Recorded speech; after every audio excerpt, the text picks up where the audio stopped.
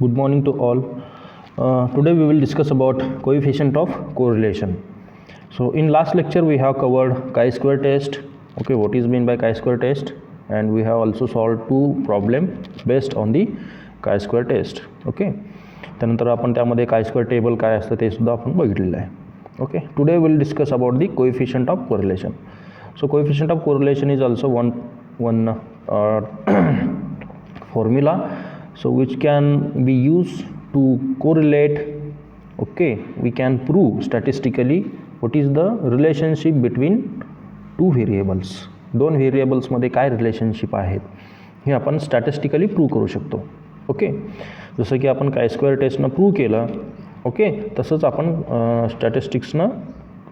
स्टॅटिस्टिक्समध्ये coefficient of correlation वापरून दोन व्हेरिएबलमध्ये आपण व्हेरिएबलमध्ये काय रिलेशनशिप आहे ते आपण दाखवू शकतो. हे म्हणजे coefficient of correlation. Okay, actually what is statistical टूलमध्ये what is the relationship between two variable.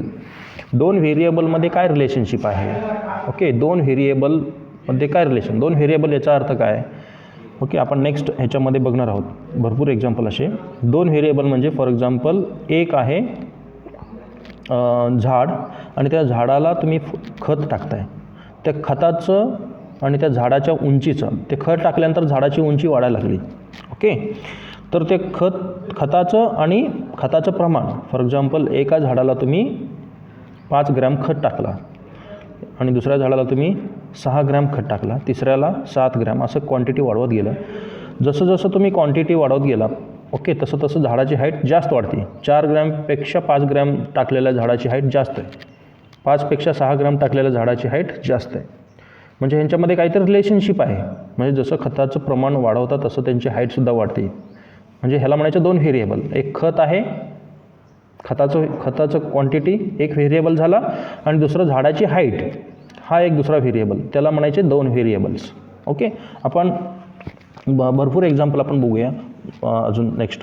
Okay, तर ते म्हणजे दोन व्हेरिएबलमधले आपण रिलेशनशिप काय आहे, खताचं प्रमाण आणि झाडाची हाईट, हे जे व्हेरिएबल आहे त्याला म्हणायचं कोएफिशियंट ऑफ कोरिलेशन. म्हणजे change in one variable result in a positive or negative change in a other is non as correlation. म्हणजेच काय, एक चेंज इन वन व्हेरिएबलमध्ये तुम्ही चेंज केला म्हणजे 4 gram 5 gram 6 gram 7 gram 8 gram 9 gram असं changes करत गेला एका व्हेरिएबलचं. मग त्याचं झाडावरती पॉझिटिव्ह इफेक्ट होतो की निगेटिव्ह इफेक्ट होतो, बरोबर.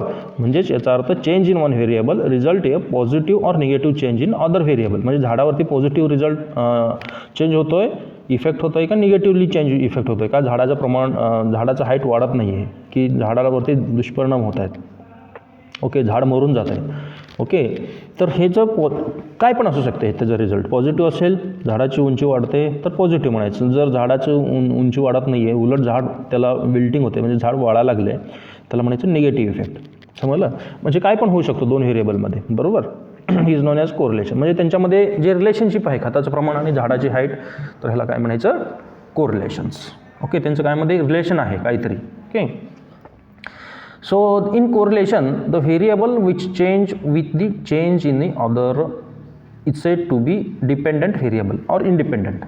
ओके, डिपेंडंट व्हेरिएबल आणि इंडिपेंडंट व्हेरिएबल म्हणजे काय की खताच्या प्रमाणावरती ते झाडाची हाईट डिपेंड आहे म्हणून त्याला म्हणायचं डिपेंडंट व्हेरिएबल. त्याच्यावरती खतावरती डिपेंड आहे तो झाडाची हाईट म्हणून त्याला म्हणायचं dependent.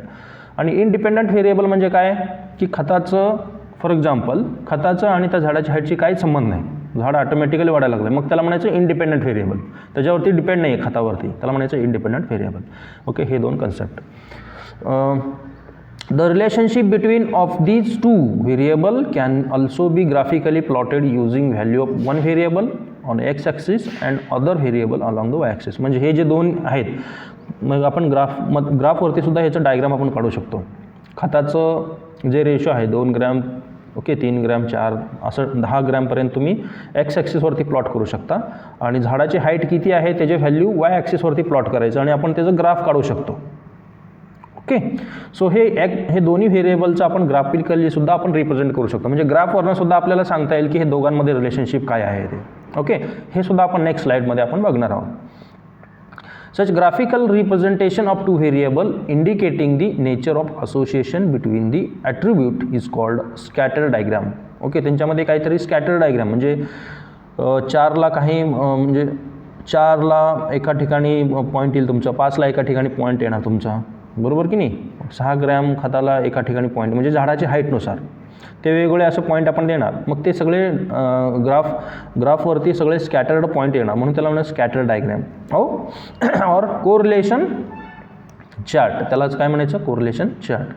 So it is customary to use the horizontal axis X axis for the independent variable and vertical axis for the independent variable. म्हणजे आपण दोन व्हेरिएबल एका प्रत्येक ॲक्सिसवरती यूज करून अशा पद्धतीनं ओके आपण काय करू शकतो, ग्राफिकल न सुद्धा आपण रिप्रेझेंट करू शकतो दोन व्हेरिएबलमधला डिफरन्सेस. ओके, तर ह्या ठिकाणी समजलं तुम्हाला, क्लिअर झालं असेल की what is the correlation of coefficient, म्हणजे दोन व्हेरिएबलमध्ये काय रिलेशनशिप आहे, ते आयदर डिपेंडंट असेल किंवा इंडिपेंडंट असतील, किंवा एक व्हेरिएबल चेंज झाल्यामुळे दुसऱ्यावरती निगेटिव्ह इफेक्ट होत असतील किंवा पॉझिटिव्ह इफेक्ट होत असतील. That is the coefficient of correlation. त्यांच्यामध्ये रिलेशनशिप काय आहे ते आपण कोएफिशियंट ऑफ कोरिलेशनमध्ये सांगू शकतो. ओके, ह्याचा फॉर्म्युला आहे, परत आपण नेक्स्ट स्लाईडमध्ये बघणार आहोत. त्या फॉर्म्युलानं आपल्याला दोन प्रॉब्लेमसुद्धा आपण सॉल्व्ह करणार आहोत. ओके, सो आता ह्या ठिकाणी वन एक्झाम्पल मी घेतलं आहे, मगाशी तुम्हाला सांगितलं ते height of the plant in feet. आपण फुटामध्ये त्या झाडाची हाईट मोजली. Okay, fertiliser given in gram per plant, प्रत्येक झाडाला एवढं फर्टिलायझर दिलं तुम्ही. एक फॉर एक्झाम्पल हे झाड आहे, आंब्याचं झाड आहे, फॉर एक्झाम्पल मँगोचं ट्री आहे. सर त्याला आपण 10 ग्रॅम फर्टिलायझर दिलं एका झाडाला, तर त्याची हाईट आहे 4 फुटापर्यंत वाढली 6 महिन्यामध्ये फॉर एक्झाम्पल. ओके, आणि त्याला जर 12 ग्रॅम दिलं तर 5 फुटापर्यंत त्याची हाईट वाढू शकते. ओके, 14 ग्रॅम टाकलं तर 6 फुटापर्यंत, म्हणजे 16 ग्रॅम टाकलं, 18 ग्रॅम टाकलं, 22. ओके, सगळ्यात जास्त हाईट कशामध्ये आलेलं आहे 10 फूट, तर ते कशामध्ये 22 ग्रॅम फर्टिलायझर. म्हणजे पॉझिटिव्ह इफेक्ट व्हायला लागले. जसं जसं तुम्ही फर्टिलायझरचं क्वांटिटी वाढावं लागले तसं तसं झाडाची हाईट वाढली. म्हणजे ह्याचं एक व्हेरिएबल, हे जे व्हेरिएबल आहे खत एक व्हेरिएबल झाला, हा एक व्हेरिएबल दुसऱ्या व्हेरिएबलवरती पॉझिटिव्हली इफेक्ट करतो आहे, बरोबर की नाही. म्हणजे ह्यांच्यामध्ये काहीतरी रिलेशनशिप आहे. म्हणजेच काय, हे डिपेंडंट आहे का इंडिपेंडंट, हा डिपेंडंट आहे. कारण जसं तुम्ही खताचं क्वांटिटी वाढायला लागलं तसं ते झाडाची हाईटसुद्धा वाढायला लागली, म्हणून हे डिपेंड आहे, ह्याच्यावरती हे डिपेंड आहे, म्हणून हे डिपेंडंट व्हेरिएबल आहे. ओके, सर हे काय आहे, हे पॉझिटिव्ह रिलेशनशिप आहे यांच्यामध्ये. ओके, आणि सगळ्यात महत्त्वाचं म्हणजे काय, डिपेंडंट व्हेरिएबल आहे, that is coefficient of correlation. Okay, समजलं. अशा पद्धतीनं ह्याला दोन व्हेरिएबल म्हणायचे. हा एक व्हेरिएबल झाला दोन सॅम्पलमधला, हा एक variable. Okay, so next coefficient of correlation, the extent or degree of relationship between two variable. म्हणजे ह्याच्यामध्ये किती रिलेशनशिप आहे, किती. ओके, आता हे रिलेशनशिपमध्ये सुद्धा नुसतं पॉझिटिव्ह म्हणून सांगायचं नाही, तर ते किती आहे. ओके, हे सुद्धा ॲक्युरेट आपल्याला जर सांगायचं असेल, degree extent or degree of relationship between two variable is measured in terms of coefficient of correlation. Okay, आपण मगाशीच बघितलं की यांच्यामध्ये किती व्हेरिएबल आहे, रिलेशनशिप किती आहे. ओके, ते आपण कोएफिशियंट ऑफ कोरिलेशननं मेजर करू शकतो. It represent strength of relationship between the two variable. तर हा रिप्रेझेंट काय करतो, किती स्ट्रेंथ आहे, त्यांच्यामध्ये किती रिलेशनशिप आहे, थोडा आहे का जास्त आहे. ओके, तर हे आपल्याला नेक्स्ट आपण मोजणार आहोत. ते आपण ह्याच्यामध्ये फॉर्म्युला आपण जेव्हा प्रॉब्लेम सॉल्व्ह करू त्यावेळेला आपल्याला अजून थोडं क्लिअर होईल. Okay, so the coefficient of correlation is also referred as Pearson product moment और कोरिलेशन कोएफिशियंट. कारण ह्याने पियर्सननी पहिल्यांदा काय केलं, हे डिस्क्राईब केलं कोएफिशियंट ऑफ कोरिलेशन काय असते ते, म्हणून त्याला कार्ल पियर्सन नावाचं जे स्टॅटिस्टिशियन होता त्यांनी पहिल्यांदा हे कोएफिशियंट ऑफ कोरिलेशन पहिल्यांदा फॉर्म्युला डेव्हलप केलं आणि फॉर्म्युल्यानुसार दोन व्हेरिएबलमधले रिलेशनशिप काय आहे हे प्रूव्ह करून दाखवलं. म्हणून ह्याला Pearson product moment correlation coefficient असं सुद्धा म्हटलं जातं, coefficient of correlation. So the coefficient of correlation is denoted by r. Okay, आरनं दाखवला जातो. जसं की काय स्क्वेअर कशानं हे केला जातो, X square is equal to X square, that is काय स्क्वेअरमध्ये. जसं कोएफिशियंट ऑफ कोरिलेशन हे आरनं डिनोट केला जातो. ओके, हेअर आर हे तुमचं -1मध्ये असेल. -1 कधी असेल, दोन व्हेरिएबलमध्ये काहीच त्यांचा संबंध आहे एकमेकावरती, मग ते निगेटिव्ह कोरिलेशन म्हणायचं त्याला. ओके, खताच आता फॉर एक्झाम्पल हेच एक्झाम्पल घ्या, जर खताचं क्वांटिटी तुम्ही वाढायला लागला आणि झाडावरती त्याचं निगेटिव्ह इफेक्ट व्हायला लागलं, म्हणजे ते इंडिपेंडंट आहेत आणि त्यांचं काहीच दोघांचं काहीच रिलेशनशिप नाही. ओके, तुम्ही खत टाकताय पण ते झाडाची हाईटच वाढत नाही, म्हणजे त्यांचं दोघांमध्ये काहीच रिलेशनशिप नाही. मग त्यावेळेला ते निगेटिव्ह कोरिलेशन, मग त्याची व्हॅल्यू कॅल्क्युलेशन केल्यानंतर जेव्हा आपण प्रॉब्लेम सॉल्व्ह करू तुम्हाला लक्षात येईल तेव्हा निगेटिव्ह येणार. मग ते negative or greater than or equal to 1 असेल किंवा 0 असेल त्या ठिकाणी, किंवा 1पेक्षा कमी असेल, हा पॉझिटिव्ह झाला. हा निगेटिव्ह नाही, हा पॉझिटिव्ह रिलेशनशिप. ओके, तर हे अशा पद्धतीनं व्हॅल्यू हे असू शकते. ओके, 1 असू शकेल, पॉझिटिव्ह 1 असेल म्हणजे परफेक्ट कोरिलेशन. 1 जर व्हॅल्यू आला तर परफेक्ट कोरिलेशन म्हणायचं. -1 जर आला असेल परफेक्ट निगेटिव्ह त्याला म्हणायचं. ओके, आपण नेक्स्ट ग्राफमध्ये बघणार आहोत, तरी पण एकदा सांगतो. 0 जर व्हॅल्यू आला कॅल्क्युलेशन केल्यानंतर ना, तर त्याला काय म्हणायचं, there is no correlation. 0 calculation केल्यानंतर व्हॅल्यू 0 आला, there is no correlation. Okay, आता हे कोएफिशियंट ऑफ कोरिलेशनचं काय काय प्रॉपर्टीज आहेत. ओके, काय काय असतात प्रॉपर्टी कोएफिशियंट ऑफ कोरिलेशनच्या. So it is measure of closeness between 2 variable. Coefficient of correlation काय मेजर करतो, 2 व्हेरिएबलमध्ये किती क्लोजनेस आहे, क्लोज किती आहेत ते व्हेरिएबलमध्ये. ओके, हे मेजर करतो. हे फर्स्ट त्याचे प्रॉपर्टीज. सेकंड काय की आपण मगाशी बघितलं की त्याची व्हॅल्यू आयदर -1 येईल म्हणजे परफेक्ट निगेटिव्ह, म्हणजे काहीच रिलेशनशिप नाही आहे 2 व्हेरिएबलमध्ये, तर -1 येणार. आणि परफेक्ट पॉझिटिव्ह म्हणजे एक व्हॅल्यू कॅल्क्युलेशन केल्यानंतर एक व्हॅल्यू कधी येणार, परफेक्ट पॉझिटिव्ह, त्याची दोघांमध्ये काहीतरी रिलेशनशिप आहे आणि एकदम परफेक्ट आहे, मग ते एक व्हॅल्यू येणार तुमची. ओके, किंवा 0 तर येईल, काहीच नसेल, हे तुमचे व्हॅल्युएबल हे येणार, व्हॅल्यू येणार. Okay, so the correlation is perfect and positive if R is equal to 1. मगाशीच सांगितलं तुम्हाला, परफेक्ट पॉझिटिव्ह असेल तर R इज इक्वल टू तुमचं व्हॅल्यू 1 येणार कॅल्क्युलेशन केल्यानंतर. And it is perfect negative if R is equal to -1. -1 असेल तर परफेक्ट निगेटिव्ह व्हॅल्यू येणार त्याची.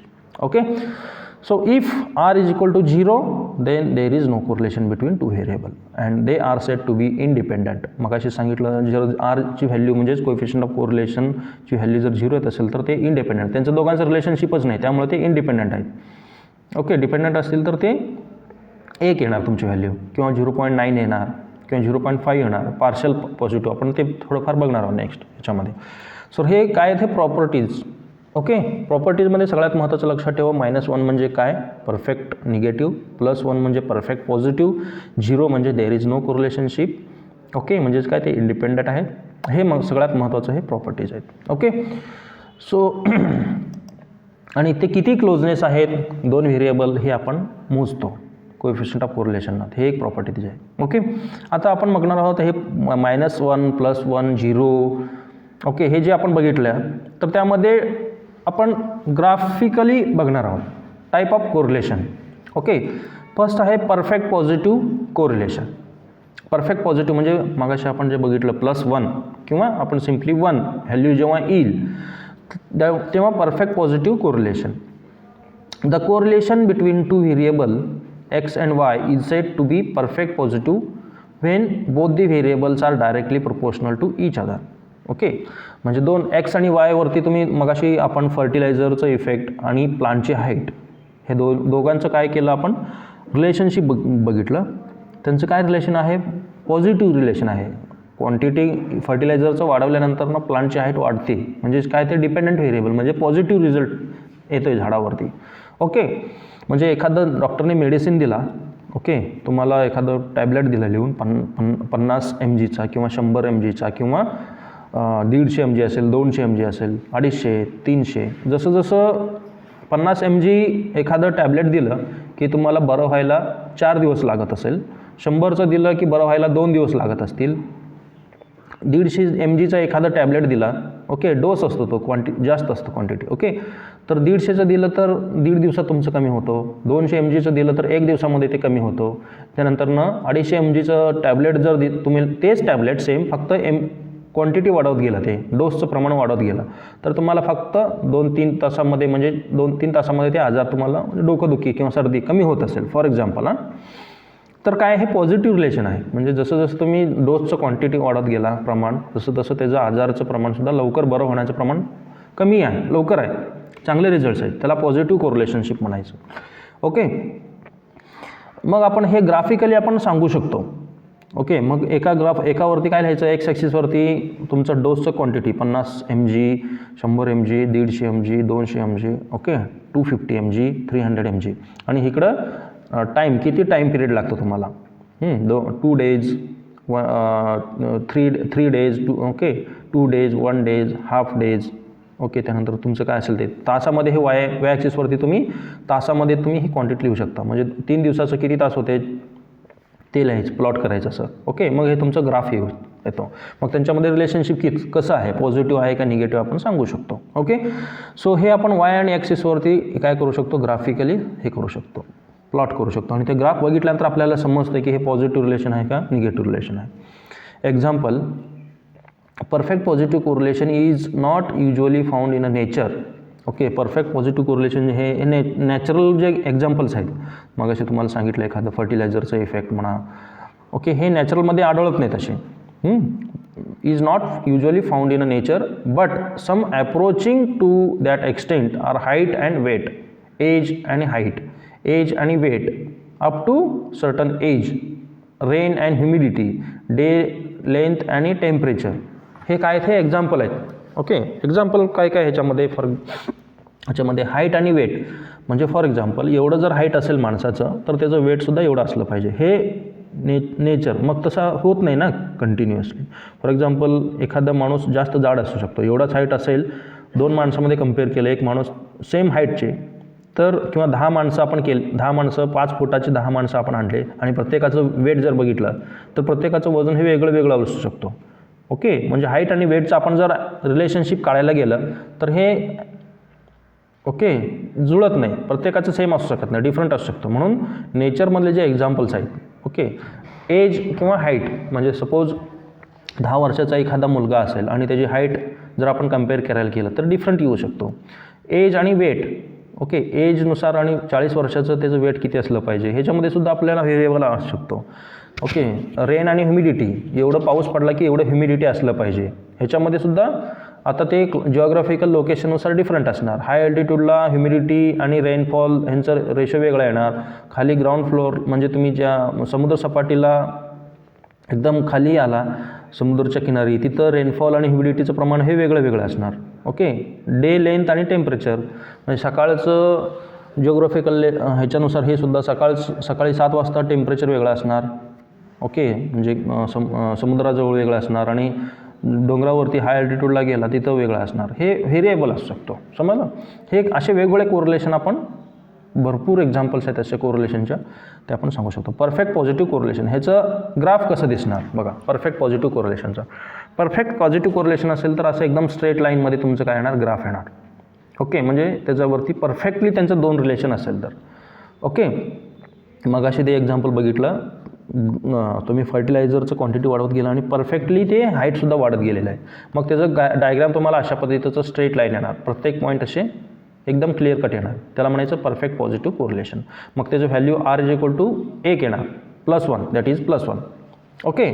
आता दुसरं आहे partial or moderately positive correlation okay. Partial किंवा मॉडरेटली पॉझिटिव्ह कोरिलेशन म्हणजे काय की 0च्या पुढं म्हणजे 0.1 पासून ते 0.9 0.9 नंतर काय येतो 1 येतो व्हॅल्यू बरोबर की नाही. 0.1 ते 0.9 पर्यंत जी व्हॅल्यू येते त्याला काय म्हणायचं पार्शियल. परफेक्ट नाही असं 1 म्हणजे परफेक्ट असतो. 1 व्हॅल्यू जर आला तुमचं कॅल्क्युलेशन केल्यानंतर त्याला म्हणायचं परफेक्ट कोरिलेशन ओके. मग 0.1 to 0.9 जी आहेत व्हॅल्यू हे तर ह्याला काय म्हणायचं पार्शियल म्हणजे थोडाफार रिलेशनशिप आहे. पार्शियल निम्मा असेल 0.5 असेल निम्मा असेल निम्म्यापेक्षा जर जास्त असेल पार्शियल ह्याला म्हणायचं किंवा मॉडरेटली पॉझिटिव्ह कोरिलेशन. तर ह्याची व्हॅल्यू किती येणार तुम्हाला सांगितलं 0.1 to 0.9 पर्यंत. So when the value of the correlation मग ह्याचं कसं येणार हे अशा पद्धतीचं स्ट्रेट लाईन तर आहे पण त्याच्या आजूबाजूलाच ते पॉईंट आलेले आहेत ग्राफवरती म्हणून याला पार्शियली कोरिलेशन आहे असं म्हणायचं. ह्याचं ग्राफ अशा पद्धतीनं दिसणार ओके. एक्झाम्पल कुठले त्याचे height of the plant and quality of the manure used. Fertiliser तुम्ही मॅन्युअर म्हणजे फर्टिलायझर तुमचं हे किती यूज केलं आणि त्याचं हाईट झाडावरती किती परिणाम झालेला आहे ह्याचं ग्राफ वगैरे साधारणतः अशा पद्धतीचं येऊ शकतो. लेंथ ऑफ द पॉड आणि नंबर ऑफ द सीड्स म्हणजे लेंथ ऑफ द पॉड म्हणजे काय आपण वाटाणा असतो वाटाण्यामध्ये प्रत्येक शेंगामध्ये एवढेच बिया असतात असं नाही आहे ओके. प्रत्येक शेंगामध्ये तुम्हाला 5 बिया मिळतील असं नाही किंवा 6 किंवा 8 बिया मिळतील असंच नाही. काहींमध्ये 6 मिळतील काहींमध्ये 7 मिळतील काहींमध्ये 8 मिळतील बरोबर की नाही. परत तुम्ही कुठलं पण शेंगा घ्या, भुईमुगाच्या शेंगा घ्या, काहीमध्ये 3 मिळतील, काहीमध्ये 4 मिळतील. ओके, मोठ्या जर शेंगा असतील तर म्हणजे पॉडची लेंथ ऑफ द पॉड आणि number of the seeds different आहे. मग हे असे एक्झाम्पल आहेत अशा. Nutrition and death rate in pregnancy. महिलांना जर प्रेग्नन्सीमध्ये जर न्यूट्रिशन चांगलं दिलं आणि त्यांचं डेथ रेटसुद्धा हे अशा पद्धतीचं ग्राफ आपल्याला काढता येतो. असे भरपूर एक्झाम्पल्स आहेत. ओके, चांगलं न्यूट्रिशन त्यांना खायला दिलं तर मुलांचं डेथ व्हायचं प्रमाण हे कमी होईल. ओके, मग त्यांचं अशा पद्धतीचं ग्राफ येऊ शकतो. ओके, ओव्हर क्राउडिंग आणि मॉर्टॅलिटी रेट म्हणजे जिथं जास्त गर्दी आणि तिथं मृत्यूचं प्रमाण ह्यांचं रिलेशनसुद्धा अशा पद्धतीचं आपल्याला दिसू शकतो. समजलं हे रिलेशनशिप. असे भरपूर एक्झाम्पल आपण हे स्टॅटिस्टिकली प्रूव्ह करू शकतो कोरिलेशनशिप. ओके, सो नेक्स्ट आहे आपण 2 प्रकारचे रिलेशनशिप बघितले. एक आहे परफेक्ट पॉझिटिव्ह कोरिलेशन आणि त्यांचं ग्राफ आपण बघितलं एकदम स्ट्रेट लाईन, आणि पार्शियलमध्ये थोडंफार त्या स्ट्रेट लाईनच्या आजूबाजूला सगळे पॉईंट तुम्हाला दिसणार. ओके, नेक्स्ट आहे नंबर 3 ते म्हणजे परफेक्ट निगेटिव्ह कोरिलेशन. मगाशी आपण डिस्कस केलं. परफेक्ट पॉझिटिव्हच्या एक्झॅक्टली उलट म्हणजे परफेक्ट निगेटिव्ह कोरिलेशन. ओके, मग त्याचं ग्राफ मगाशी मागच्या स्लाईडमध्ये जर बघितलं तुम्ही, परत एकदा तुम्हाला दाखवतो. हे स्ट्रेट असं आलेलं आहे ग्राफ, बरोबर की नाही, परफेक्ट पॉझिटिव्ह. त्याच्या उलट एक्झॅक्टली परफेक्ट निगेटिव्ह जर असेल तर त्याचं उलटं ग्राफ येणार. असं परफेक्ट निगेटिव्ह असेल तर खाली येणार त्याचे सगळे पॉईंट. म्हणजे काय की फर्टिलायझरचं तुम्ही क्वांटिटी जर वाढवत गेलं तर त्याचं झाडाची हाईट कमी कमी झाले किंवा ते झाड वाढत चाललं असेल तर त्याचं हाईट, मग तुम्ही इकडं हाईट घेतला 2 फूटपर्यंत पासून ते 10 फूट इथंपर्यंत घेतला. मग जसं जसं तुम्ही क्वांटिटी वाढवत गेला तसं तसं त्याची हाईट कमी झाली, म्हणून हे जो निगेटिव्ह इफेक्ट होतं आहे म्हणजे त्यांच्यामध्ये निगेटिव्ह रिलेशन आहे काहीच. ओके, ग्राफ हे असं येणार. समजलं, सिम्पल एक्झाम्पल सांगितलं तुम्हाला. ओके, मग तेच जर तुम्ही पार्शियली निगेटिव्ह असेल तर त्यांचेसुद्धा पार्शियल पॉझिटिव्ह जसं आहे तसं ते पार्शियल निगेटिव्ह, मग त्यांचं ग्राफसुद्धा असं येणार. ग्राफ तर स्ट्रेट लाईन हे खाली डाऊनच येणार कारण हे निगेटिव्ह रिलेशन आहे. बट ते पार्शियली निगेटिव्ह असेल तर त्यांचं हे जे पॉईंट्स आहेत हे अशा पद्धतीचे जवळजवळ येणार. पार्शियल पॉझिटिव्ह जसं आहे तसं पार्शियल निगेटिव्हमध्ये येणार. सो परफेक्ट निगेटिव्हमध्ये आपण मागच्या स्लाईडमध्ये बघितलं आहे की परफेक्ट निगेटिव्ह कशाला म्हणायचं, जर व्हॅल्यू तुमचं -1 येत असेल तर. ओके, त्याला परफेक्ट निगेटिव्ह कोरिलेशन. -1 जर याला एकदम कॅल्क्युलेशन केल्यानंतर आपण नेक्स्ट लेक्चरला आपण बघणार आहोत. 2-3 एक्झाम्पल आपण स्टडी करणार आहोत, सॉल्व करणार आहोत. तर त्याच्यामध्ये आपण बघूया की परफेक्ट -1 जर तुमचं कॅल्क्युलेशन केल्यानंतर जर व्हॅल्यू येत असेल तर त्याला म्हणायचं परफेक्ट निगेटिव्ह कोरिलेशन. आणि पार्शियल निगेटिव्ह म्हणजे काय, जसं पार्शियल पॉझिटिव्ह आहे तसंच म्हणजे -0.1 टू -0.9 पर्यंत जर व्हॅल्यू जर येत असतील तर त्याला काय म्हणायचं, partial or moderately negative correlationship. So अशा पद्धतीचं हे जे काय येणार हे ग्राफ आणि त्यांचे हे व्हॅल्यू. ओके, त्यानंतर ना लास्ट जे आहे ते म्हणजे absolutely no correlation. Okay, 5th जे आहे नो कोरिलेशन. नो कोरिलेशनचं व्हॅल्यू किती येणार, R=0. ओके, R=0 येणार त्याची value. So when the value of coefficient of correlation is 0 then there is no linear relation. म्हणजे तुमचे सगळे काहीच रिलेशनशिप नाही आहे. त्यामुळे तुमच्या ग्राफवरती रिझल्ट जे आहेत हे वाय ॲक्सिस आणि ॲक्सिसवरती प्लॉट केलं कुठलं पण एक्झाम्पलचं. फॉर एक्झाम्पल काय आहे, हाईट आणि pulse rate, body weight and IQ index. For example height एखाद्याचं घेतला आणि त्याचं पल्स रेट बघितला. ओके, जसं 5 फुटापासून ते 7 फुटापर्यंत माणसाची हाईट आपण काय केलं, प्लॉट केलं एक्स ॲक्सिसवरती, आणि वाय ॲक्सिसवरती प्रत्येकाचं काय केलं, पल्स रेट आपण मोजलं. पल्स रेट काहींचं कमी येतील, काहींचं जास्त येतील, काहींचं असे इरेग्युलर येतील ना रिझल्ट त्यांचं, कारण हाईटचा आणि पल्स रेटचा काहीच संबंध नसतो. मग असं जर तुम्ही रिझल्ट हे दोघांचं जर कम्पेअर करून ग्राफवरती प्लॉट केलं तुम्ही तर तुम्हाला सगळे हे पॉईंट हे असे स्कॅटर्ड मिळणार हे सगळे. म्हणजेच काय, ह्याच्यावरनं आपल्याला एकसुद्धा लाईन आपल्याला ड्रॉ करता येत नाही.